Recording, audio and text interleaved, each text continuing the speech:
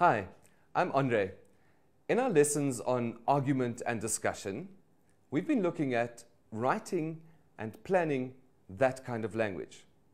Now you'll remember that in our last lesson, we looked specifically at the discussion. So in this lesson, what we'll try to do is focus on the argument and how to construct a good argument. There will of course be a fair measure of overlap. The techniques are quite similar. But remember that these two styles are absolutely separate. They perform different functions.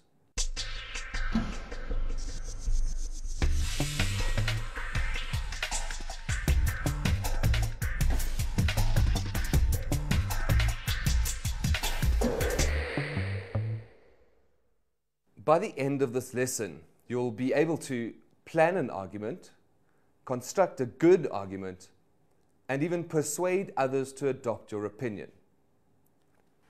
Now, the first and probably most important issue we're going to look at connected to argument is the topic or the subject that you choose to argue.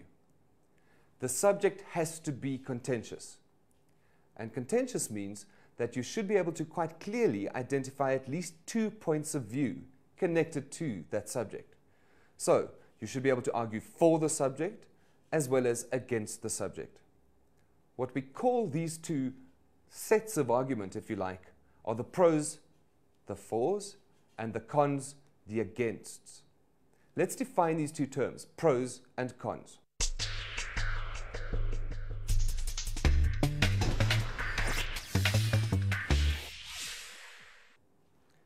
Pros are points in favor of the argument, while cons are points against the argument. Now, when we're talking about the subject of an argument, it is the best advice I can give to tell you, argue about things you feel strongly about. If you feel passionately for or against an issue, it is likely that constructing that argument will be easy. You'll have many points to argue, and when you do argue, either in writing or in speech, your persuasion will be more effective. But there are times, certainly, when you will have to argue something you do not agree with. And this is where the skill comes in. So what I'd like to say is that at some point, you must practice arguing a point you don't agree with. You'll find that this hones your skills. You become more and more effective in arguing and the style of arguing that you use when you argue something with which you don't agree. In order to structure our lesson, I'd like to introduce an issue which we'll discuss throughout this. We're going to argue the issue of smoking in public places. I'm sure you're going to agree with me, that's a fairly contentious one. The Health Ministry in South Africa should not have banned cigarette smoking in public places. Now, having read that topic, the immediate question you need to ask yourself is, do I understand the issues? I'm sure you know that in this country, smoking has largely been banned in public places. So that when you walk around in your shopping mall or you visit a cinema or a restaurant, you see many, many non-smoking signs.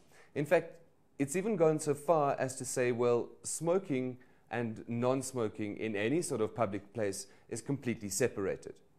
And I think that given that we all live in this country and we see this sort of thing every day, the issue is not an absurdly ridiculous one. We can understand it. And given that we do understand the issue, we can go on to the next point. It is important that you have a clear idea of either the pros or the cons.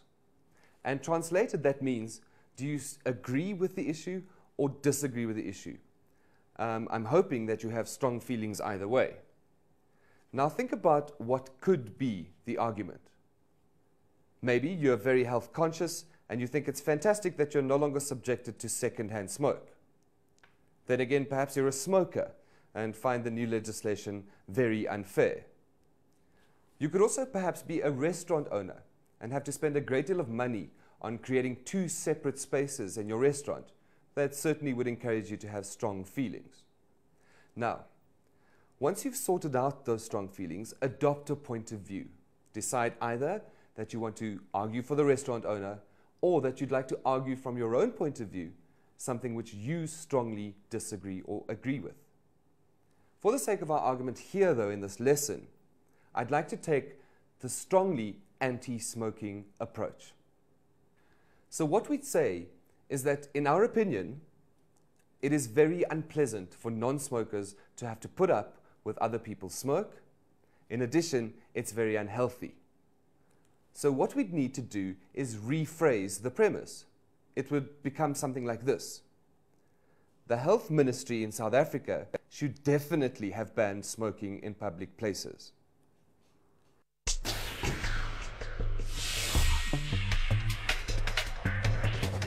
Let's review then what we've done so far. We've chosen a topic which we understand and which we have some experience of. We've then looked at various points of view connected to that topic, and then we've decided what our point of view is going to be throughout our argument. Once we've done those things, we can begin to start constructing an effective argument.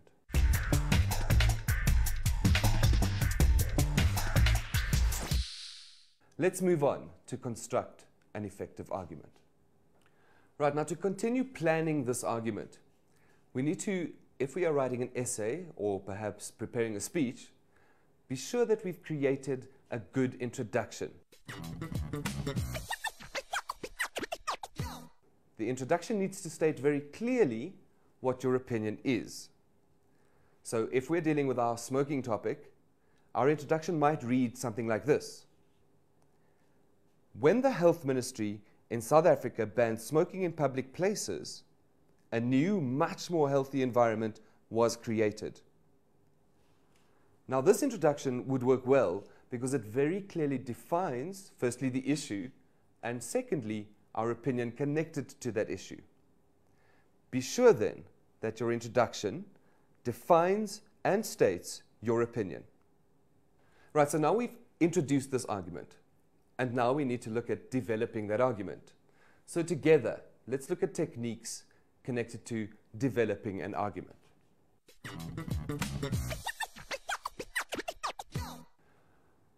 For a moment, we need to look at our lesson on discussion again, because the same rules apply. Remember that we said we state a claim or a premise of some sort, and then we support it by example, by substantiation, and particularly by logic. So let's go back to our issue, our smoking issue, and begin to develop that argument. If the Health Ministry had not banned smoking, even more people would be at risk from smoke-related illnesses. So now we've constructed a logical point around the question of smoking.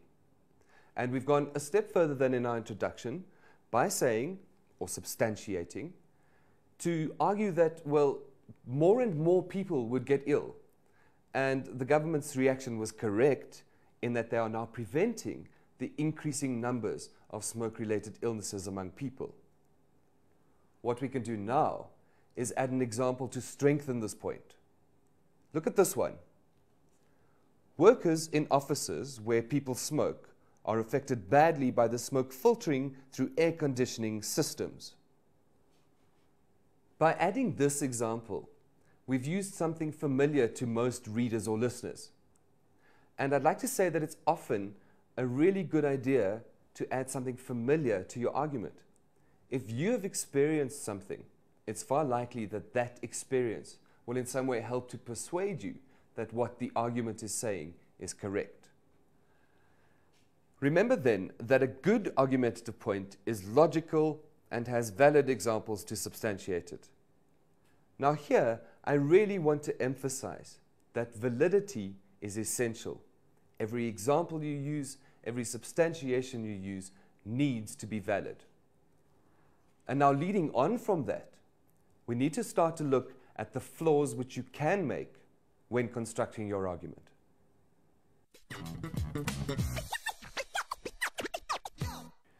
Now, many arguments have serious flaws, and what we'll do here is look at two of these flaws. The first one we'll concentrate on, we've looked at before. Remember our discursive writing lessons. In those lessons, we talked about generalization. And here, we want to focus more closely on that error. Now, please keep in mind that when we're talking about these flaws, we want to avoid them, not to use them. Let's define generalization more closely.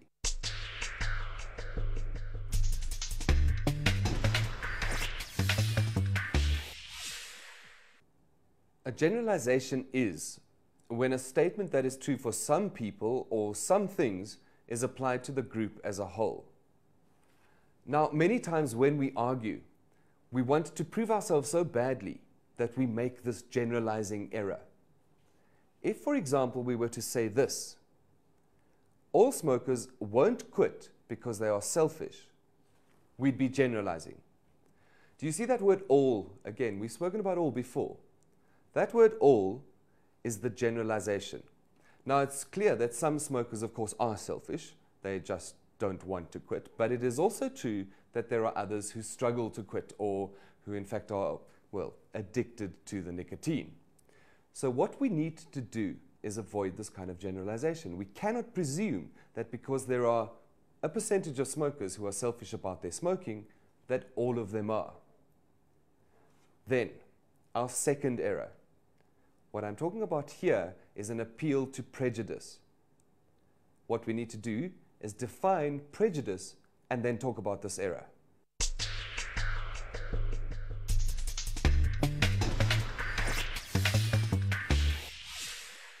Prejudice is when you assume something about a person based on beliefs about the group that he or she belongs to, as opposed to finding out the truth about the individual. So, what you tend to do is classify everyone under the same characteristic, if you like. Luckily, in this country, our government tries very hard to prevent, legally, prejudice. But let's take a look at our argument and how prejudice would operate in that argument. Here's an example. As a smoker, he doesn't care about his health. Now, if you think about a smoker, your prejudice is to presume that all smokers do not care about their health. And do you see how you've effectively discriminated against that smoker by making that statement? It's true that if you use prejudice, your argument naturally becomes illogical and invalid.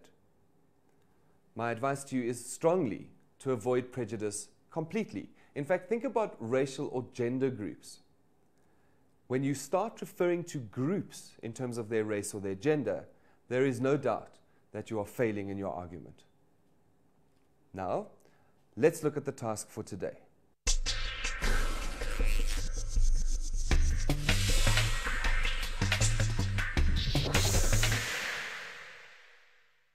Right, consider this statement. Is this logical and persuasive? Healthy minds make for healthy bodies. Now try that, and thanks for being with me today in these lessons on discursive and argumentative writing. And I hope that after this lesson, you're going to go out there and you're going to start arguing logically and powerfully. That's all for today. Goodbye.